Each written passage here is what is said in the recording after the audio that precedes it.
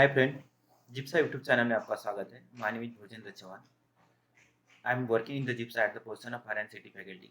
आज का जो हमारा डिस्कशन का जो पार्ट होगा तो वो है कि हमारा what is the salary of fireman in India. यदि बात किया जाए तो यदि फायरमैन की बात करें उसकी सैलरी को लेकर हमारे भारत में तो कितनी होती है, कितना प्रतिशत उसको उसका सैलरी का रेट मिलता है, इसके बारे में आज जो डिस्कशन करेंगे। तो जैसे कि आपको पता है कि फायर डिपार्टमेंट होता है क्या है, फायर डिपार्टमेंट से जुड़ा हुआ जो फायरमैन पर्सन होता है वो एक इमरजेंसी तत्कालीन तौर पे काम करने वाला पर्सन होता है। एक करेजियस पीपल होता है जिसको अपनी जान जोखिम में डाल के काम करना होता है। तो ऐसे इमरजेंसी सिचुएशन में जो पर्सन काम आता है, जो हमारे फायर डिपार्टमेंट से जुड़ा हुआ जो हमारा फायरमैन होता है, तो इसकी जो सैलरी की यदि डिस्कशन की बात करें तो सैलरी का डिस्कशन आपको अलग अलग लेवल पे डिफरेंट डिफरेंट लेवल पे देखने को मिलेगा। यदि मैं बात करूँ फायर डिपार्टमेंट का जो फायरमैन है उसकी सैलरी को लेकर, तो सैलरी को लेकर हम बात कर सकते हैं कि वो डिपेंड करेगा कि कौन सी कंपनी किस इंडस्ट्री के साथ या फिर किस सेक्टर में वो काम कर रहा है।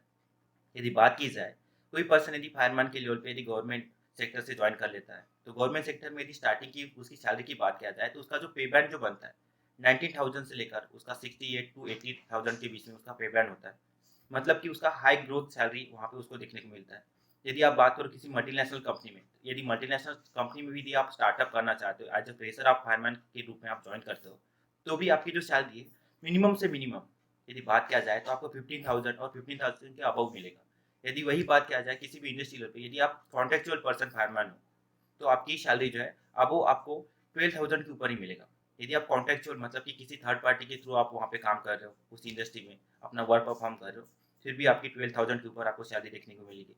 और यदि आप मल्टीनेशनल कंपनी में काम करते हो, जैसे आईओसी हो गया, गेल, सेल, ये जैसी बड़ी कंपनी है, उसके साथ आप टाई अप हो और वहाँ पे अपना वर्क परफॉर्म कर रहे हो, तो उसके हिसाब से आपकी जो सैलरी है आपकी 19,000 और 19,000 के अबव आपको मिलेगी। अब और वो ये भी करता है कि डिपेंड करता है कि आप कितने लेवल तक, कितना अपना वर्क एक्सपीरियंस, कितना अपना वर्क परफॉर्मेंस उसमें हासिल करते हो। यदि आप अच्छा जॉब कर रहे हो वहाँ पे या फिर आप जो है 100% अपनी कंपनी को दे रहे हो, तो क्या होगा, आपका जो करियर सेक्टर है वो तो बढ़ेगा ही, साथ में आपकी सैलरी भी है एनहांस आपको देखने को मिलेगी।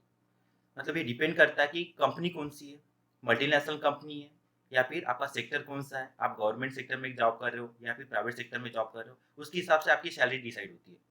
यदि आप अच्छी खासी मल्टीनेशनल कंपनी के साथ जॉब कर रहे हो और आपका एक्सपीरियंस अच्छा है या फिर आप बोल सकते हो कि आप फ्रेशर हो लेकिन आपको वेल नॉलेजेबल है, टेक्निकल नॉलेज यदि फायर डिपार्टमेंट का जो चाहिए वो आपने हासिल कर चुके हो, अच्छा कोर्स आपने कंप्लीट कर चुके हो, तो उसके लेवल पे यदि देखा जाए तो आपको सैलरी में ग्रोथ आपको देखने को मिलेगी। मतलब हम ये नहीं बोल सकते कि जो फायर डिपार्टमेंट की जो सैलरी है फिक्स है, लेकिन हम ये अनुमान और यदि डेटा के हिसाब से देखा जाए तो आपकी यदि मल्टीनेशनल कंपनी की सैलरी की बात किया जाए तो मल्टीनेशनल कंपनी में आपको 19,000 के अबव ही आपको सैलरी देखने को मिलती है। यदि हम इंडस्ट्री की बात करें, जो ऐसी इंडस्ट्री की ग्रोइंग सेक्टर है, मैन्युफैक्चरिंग कंपनी है, प्रोडक्शन कंपनी है, उसमें फायर डिपार्टमेंट बहुत ही ज़्यादा रिक्वायरमेंट होती है, उसमें फायरमैन की रिक्वायरमेंट होती है।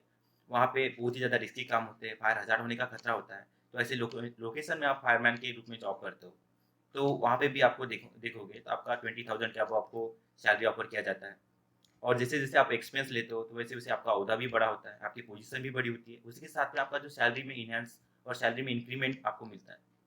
यदि आप अच्छा खासा वर्क परफॉर्म कर रहे हो अपनी इंडस्ट्री को लेकर, तो उसमें आपको ग्रोइंग सेक्टर भी मिल जाएगा। अपनी पोजीशन पे यदि देखा जाए तो फायरमैन, फिर आप थोड़ा-सा दिन यदि गुज़ार रहे हो, अपना एक्सपीरियंस बढ़ा रहे हो, तो फायर सुपरवाइज़र, फिर सब ऑफिसर, फायर ऑफिसर, ये सारी जो पोजीशन है, वो तभी हासिल कर सकते हो जब अपना 100% अपने करियर को लेकर, अपने काम को लेकर दे रहे हो।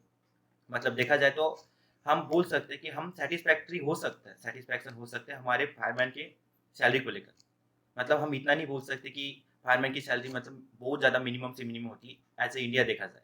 यदि इंडिया की बात करें, भारत में भी देखा जाए तो फायरमैन के लिए एक अच्छी सैलरी अपॉर्च्युनिटी वहाँ पे मिल जाती है।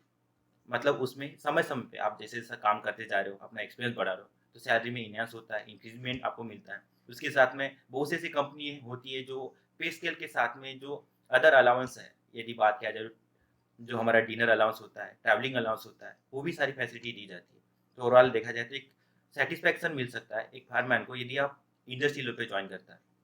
यदि आप बात किया तो यदि बहुत लकीली पर्सन है, यदि वो गवर्नमेंट सेक्टर को जॉइन करता है एज़ अ फायरमैन, तो उसके लिए जो सैलरी है, जैसे आपको बताया गया कि 90,000 से लेकर उसका जो पे बैंड बनेगा, उसमें उसका टीए अलाउंस आएगा, डीए अलाउंस आएगा। तो बेटर हम बोल सकते हैं कि बेटर सैलरी हमारे इंडिया में भी देखने को मिलती है as comparison to the abroad. यदि अब्रॉड की बात किया जाए तो अब्रॉड में होता है कि जैसे गल्फ कंट्री की बात करो तो गल्फ कंट्री में बहुत ज़्यादा रिफाइनरी होती है। वहाँ पे रिस्क भी उतना पाया जाता है, तो उसके लेवल से वहाँ पे फायरमैन को बहुत ज़्यादा हाई सैलरी वहाँ पे देखने को मिलता है। फिर भी एज़ अ कंपैरिज़न यदि हम इंडियन से बिलॉन्ग करते हैं, इंडिया से हैं, तो इंडिया के लेवल से यदि देखा जाए तो 20,000 के ऊपर जो सैलरी होती है, तो हम बोल सकते हैं कि एज़ अ सफिशिएंट है, एज़ अ स्टार्टअप करने के लिए एज़ अ फ्रेशर। ओके, धन्यवाद।